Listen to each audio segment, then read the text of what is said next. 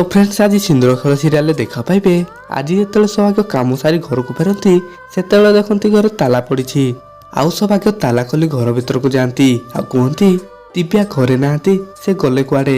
से मत छाड़ी घर को चली गले कि तापर सौभाग्य दिव्या पाक कॉल करती किंतु दिव्या कॉल रिसीव करती आउ एसबू आद्या देखी मने मने कहे दिव्या सौभाग्य फोन काटिदेले कहीं कौन दुई जन भितर भूल बुझाणा एत बाट चलीगले जे दिव्या कथा हवाक भी चाहिए तापर सौभाग्य आउ थे कॉल करती किंतु दिव्या पुणी थे कॉल काटी दियंती आठार उठिकी जाई सौभाग्य पाक कॉल कर कहती हाँ कुह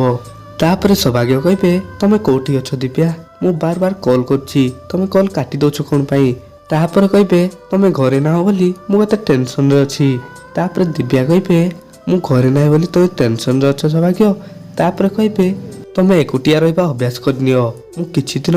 एठी रही ए सब कथा आद्या शुणी नंती। तो दर्शक बंधु आपन को कौन लगुच एबे कौन आद्या दिव्या और सौभाग्य को एकाठी कर पारे कि आमको कमेंट माध्यम निश्चय जनातु।